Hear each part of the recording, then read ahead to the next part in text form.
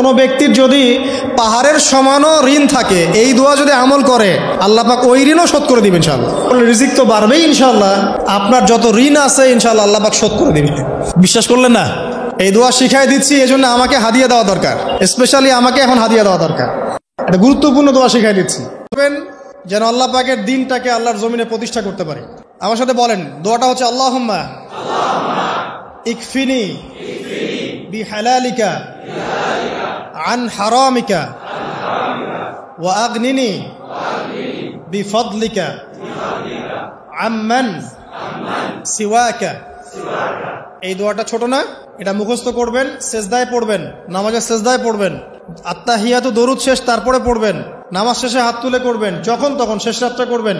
ইনশাআল্লাহ দেখবেন আপনার ঋণ বলতে কিছু থাকবে না ইনশাআল্লাহ। যদি থাকেও, বড় কোনো ঋণ থাকেও, আল্লাহ পাক অন্য কোনো মাধ্যমে এটা শোধ করার ব্যবস্থা করে দিবেন ইনশাআল্লাহ। আমার জীবনে এমন ঘটনাও ঘটেছে, এটা এখন গল্পটা মনে পড়ে গেল তাই বলছি, যে 1,20,000 টাকা ঋণ আছে আমার, শোধ করার কোনো অপশন নাই। আচ্ছা, আমার চোখে ধরা পড়ছে না যে 1,20,000 টাকা আমি কেমনে দিব। কি হলো, হঠাৎ করে আমরা একটা সার্কুলার দেখলাম যে সারা বাংলাদেশে ইসলামিক ট্যালেন্ট খোঁজা হচ্ছে। 2000 এটা মনে হয় 17 কি 18 সালের কথা, হ্যাঁ 18 না, আচ্ছা 18। তো হ্যাঁ, আলোকিত কেন।